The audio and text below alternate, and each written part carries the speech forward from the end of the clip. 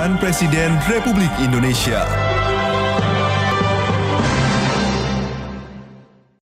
Presiden Joko Widodo sebut perizinan acara di Indonesia ruwet. Dukungan pemerintah,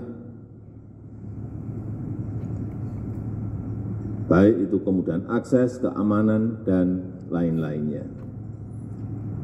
Yang kedua, saya ingat konser Coldplay.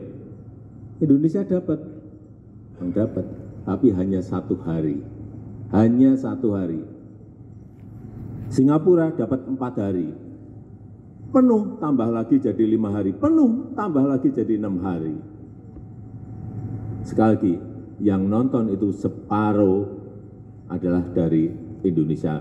Saya pastikan lebih dari separuh dari Indonesia. Karena di sini tiketnya baru 20 menit saja sudah habis. Tapi mau nambah nggak bisa. Kenapa? Saya tanya ke penyelenggara, karena memang urusan perizinan kita ruwet. Padahal yang saya dengar, kualitas suara sound system waktu Coldplay itu di GBK dengan yang di sana itu bagus yang di sini. Ini yang harus kita tepuk tangan. Tapi hanya dapat sehari. Inilah yang harus kita selesaikan.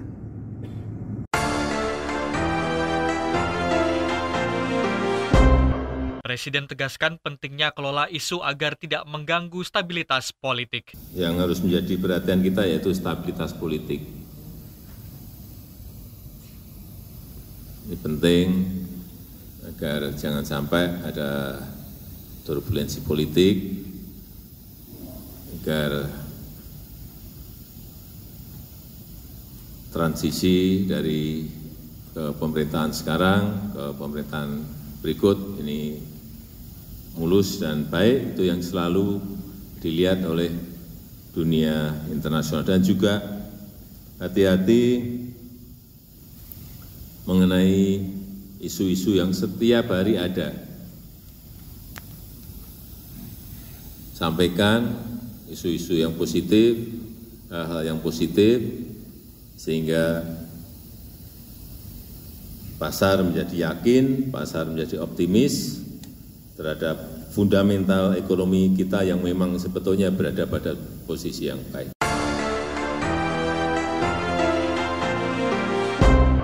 Inilah catatan Presiden RI, serangkaian kegiatan Presiden Joko Widodo dalam menjalankan roda pemerintahan dan kenegaraan pada pekan ini. Bersama saya Hutomo Budi, inilah catatan Presiden RI selengkapnya. Catatan Presiden Republik Indonesia. Senin 24 Juni 2024 di kawasan Dharma Wangsa, Kebayoran Baru, Jakarta Selatan, Presiden Joko Widodo meresmikan peluncuran digitalisasi layanan perizinan penyelenggaraan event. Kepala Negara menyebutkan berdasarkan data Travel and Tourism Development Index, Indonesia naik dari peringkat 32 menjadi peringkat 22. Meski demikian, Indonesia masih tertinggal dari negara-negara ASEAN lainnya, seperti Malaysia, Singapura, Thailand, hingga Vietnam.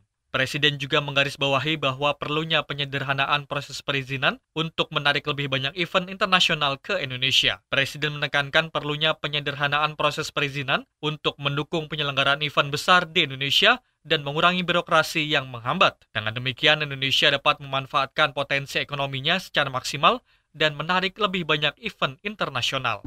Oleh sebab itu, sekali lagi mengenai digitalisasi proses perizinan ini yang segera kita launching, harapan saya sekali lagi bukan hanya website layanan saja, tapi betul-betul memberikan kemudahan pengurusan, betul-betul memberikan kepastian jauh-jauh hari sebelumnya, betul-betul memotong birokrasi kita, dan sehingga munculnya adalah sebuah kos yang lebih murah dan lebih terbuka transparan.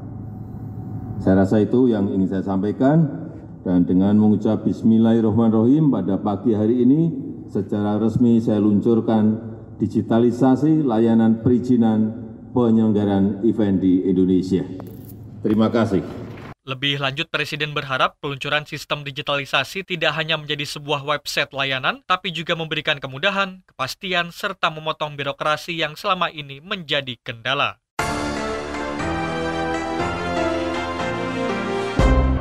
Senin 24 Juni 2024 di Istana Negara Jakarta, Presiden Joko Widodo memberikan arahan pada sidang Kabinet Paripurna mengenai arahan Presiden dan kondisi perekonomian terkini.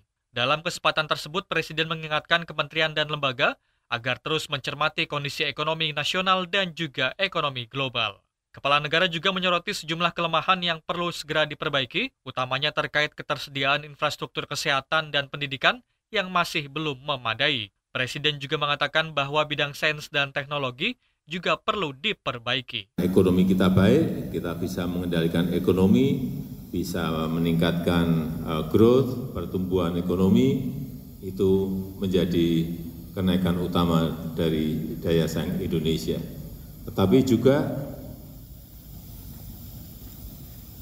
di sisi efisiensi bisnis, kita melihat ketersediaan tenaga kerja dengan jumlah dan skill yang memadai, ini menyebabkan kita di level kedua. Juga efektivitas manajemen perusahaan, ini urusan dunia usaha. Kemudian juga masyarakat juga memberikan dukungan lewat perilaku dan budaya masyarakat kita dalam rangka daya saing tersebut. Kemudian ada 4 hal yang masih perlu kita perhatikan dan utamanya 2 yang menyebabkan kita masih dinilai lemah terkait dengan ketersediaan infrastruktur, yaitu di bidang kesehatan. Ini juga harus kita akui, kita masih dalam rangka menreform, mentransformasi dunia kesehatan di negara kita, berada di level 61, dan juga dunia pendidikan. Ini 2 hal penting yang menjadi kelemahan kita yang harus kita perbaiki. Competitiveness kita, daya saing kita, yaitu kesehatan dan pendidikan. Dan juga sains, juga di level 45 dan teknologi di level 32. Ini yang harus menjadi perhatian kita semuanya agar competitiveness ranking kita setiap tahunnya bisa terus kita perbaiki. Saya kira 2 hal menurut saya, kesehatan dan pendidikan, yang harus menjadi fokus utamanya tentu saja pemerintah ke depan. Presiden menegaskan pentingnya berhati-hati dalam mengelola isu agar tidak mengganggu stabilitas politik dalam negeri.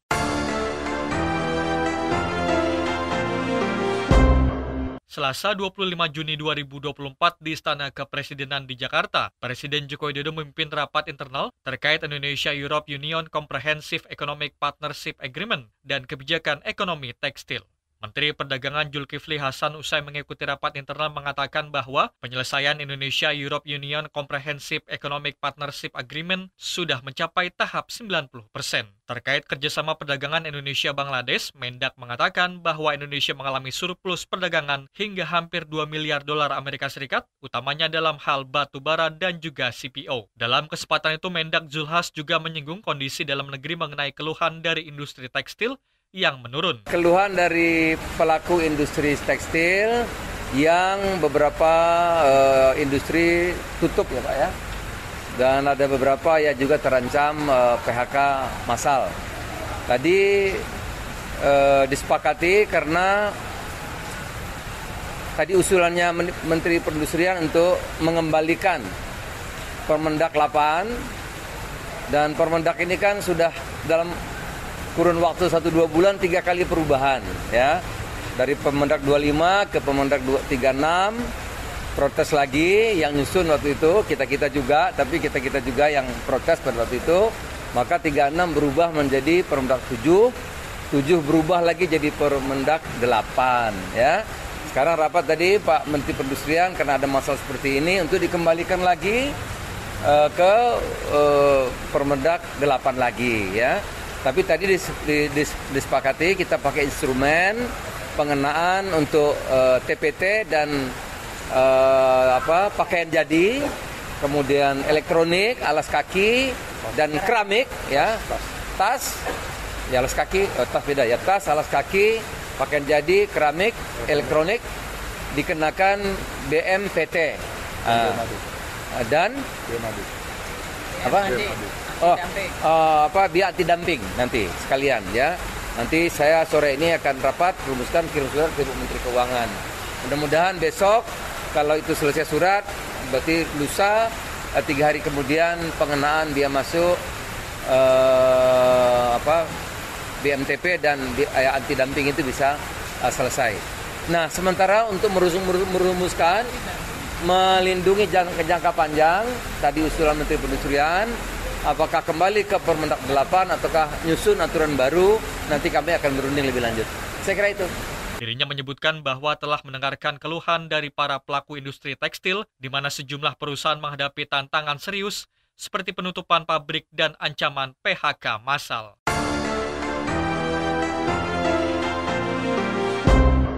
Presiden Joko Widodo meninjau langsung pelaksanaan bantuan pompa untuk pengairan sawah dan pertanian pompanisasi di Desa Bapeang, Kabupaten Kota Waringin Timur, Kalimantan Tengah pada Rabu 26 Juni 2024. Adapun peninjauan ini dilakukan sebagai respons terhadap potensi kekeringan yang diperkirakan akan berlangsung dari bulan Juli hingga Oktober 2024. Presiden Joko Widodo mengatakan bahwa saat ini semua negara terdampak gelombang panas dan kekeringan yang panjang. Karena itu semua negara mengalami penurunan produksi beras. Presiden menjelaskan bahwa pompanisasi di seluruh tanah air akan melibatkan distribusi awal sebanyak 20.000 unit pompa yang kemudian akan ditingkatkan menjadi sekitar 70.000 unit pompa. Ini jadi hampir semua negara sekarang ini terkena dengan yang namanya gelombang panas, kekeringan panjang, sehingga semua negara produktivitasnya turun, produksi berasnya turun.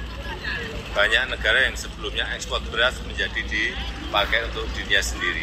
Nah, negara kita juga sama. Perkiraan dari BMKG nanti Juli, Agustus, September, Oktober, dan mudah-mudahan nggak terus, itu akan ada gelombang panas, kekeringan yang itu harus diantisipasi. Oleh sebab itu disiapkan dulu antisipasinya yang namanya pompanisasi. Di seluruh tanah air nanti akan disiapkan dibagi kurang lebih 70.000 saja. Pertama 20.000 dulu, kemudian berikutnya akan menuju ke angka 70.000. Itu apa ya seperti ini? Air yang di bawah, sawahnya agak ke atas, nggak bisa naik ke atas gara-gara nggak ada hal kecil pompa, tapi itu menjadi sangat krusial sekali. Saya tanyakan ke petani gimana ada pompa. Ya, yang dulunya 2 bisa jadi 3. Yang sebelumnya 1 bisa jadi 2 atau 3. Presiden juga menyampaikan bahwa Kota Waringin Timur memiliki peran penting sebagai salah satu penyangga pangan untuk Ibu Kota Nusantara atau IKN ke depannya. Menurut Presiden, jika produksi padi di kabupaten sekitar naik, maka surplusnya akan dibawa ke IKN.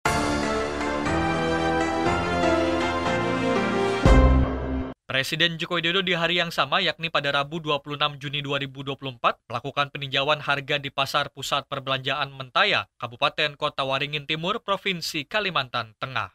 Kunjungan Presiden ini bertujuan untuk memastikan stabilitas harga dan ketersediaan bahan pangan di seluruh wilayah di Indonesia. Presiden Joko Widodo memastikan bahwa distribusi bahan pangan dari Jawa ke Kalimantan berjalan dengan lancar. Hal tersebut terlihat dari stabilnya harga bahan-bahan pokok di Kota Waringin Timur, meskipun bahannya dipasok dari Pulau Jawa. Dalam kesempatan itu, Presiden Joko Widodo juga memberikan bantuan modal kepada sejumlah pedagang pasar. Turut mendampingi Presiden Joko Widodo dalam peninjauan tersebut, yakni Menteri Perdagangan Zulkifli Hasan, Menteri Kesehatan Budi Gunadi Sadikin, Menteri Pertanian Andi Amran Sulaiman, Kepala Badan Pangan Nasional Arief Prasetyo Adi, Gubernur Kalimantan Tengah Sugianto Sabran, dan Bupati Kota Waringin Timur Halik Kinor.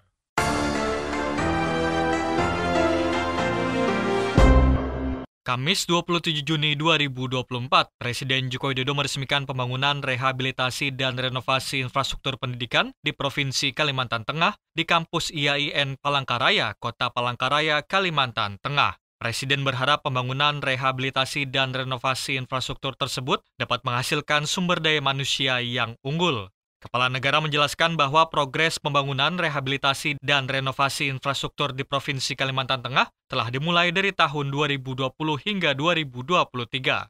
Selain itu, kata Presiden, tujuan pembangunan, rehabilitasi, dan renovasi ini dilakukan untuk memastikan ketersediaan sarana dan prasarana pendidikan yang baik untuk para mahasiswa maupun para siswa. 3 tahun dari 2020 sampai 2023 di Provinsi Kalimantan Tengah telah dilaksanakan baik pembangunan, rehabilitasi, dan renovasi pada fasilitas infrastruktur pendidikan di IAIN, kemudian di beberapa SD dan SMP, serta madrasah-madrasah yang ini dilakukan agar sarana dan prasarana yang ada bisa lebih bermanfaat bagi mahasiswa, bagi anak-anak sekolah kita, dan kita harapkan sumber daya manusia, SDM unggul benar-benar bisa kita dapatkan dari manfaat pembangunan, renovasi, dan rehabilitasi yang telah dilakukan, yang menghabiskan anggaran 84,2 miliar rupiah. Saya rasa itu yang ingin saya sampaikan pagi hari ini, dan dengan mengucap Bismillahirrahmanirrahim, pada pagi hari ini saya resmikan pembangunan, rehabilitasi, dan renovasi sarana dan prasarana pendidikan di Provinsi Kalimantan Tengah. Terima kasih. Wassalamualaikum warahmatullahi wabarakatuh. Sementara itu turut hadir mendampingi Presiden Joko Widodo antara lain adalah Menteri Kesehatan Budi Gunadi Sadikin, Kepala Badan Pangan Nasional Arief Prasetyo Adi, Direktur Jenderal Cipta Karya Kementerian PUPR Diana Kusumastuti, Gubernur Provinsi Kalimantan Tengah Sugianto Sabran, dan PJ Wali Kota Palangkaraya Hera Nugrahayu.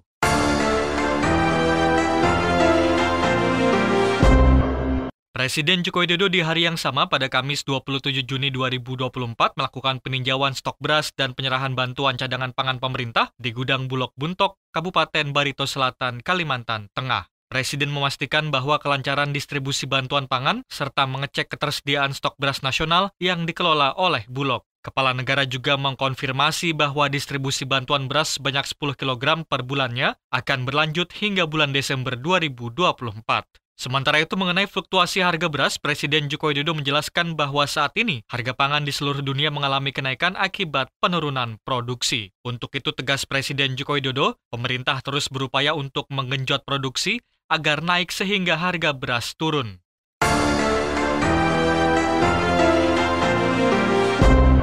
Jumat 28 Juni 2024, Presiden Joko Widodo menerima pimpinan MPR di Istana Merdeka Jakarta. Pertemuan Presiden dengan Ketua dan 8 Wakil Ketua MPR tersebut digelar dalam rangka forum konsultasi yang membahas sejumlah hal.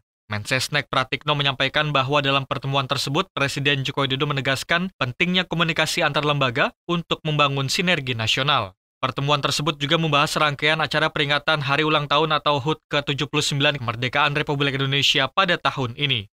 Dalam kesempatan itu, Presiden menyampaikan bahwa sidang-sidang terkait peringatan tersebut akan digelar seperti tahun-tahun yang sebelumnya. Lebih lanjut, Presiden Joko Widodo juga menyampaikan bahwa tata upacara militer, upacara detik-detik proklamasi kemerdekaan RI, akan digelar di Ibu Kota Nusantara atau IKN dengan peserta terbatas. Pada saat yang sama juga akan diselenggarakan upacara di Istana Merdeka Jakarta. Sementara itu, hadir mendampingi Presiden Joko Widodo dalam pertemuan tersebut, yakni Menko Polhukam Hadi Cahyanto, Mensesnek Pratikno, dan Sekretaris Kabinet Pramono Anung.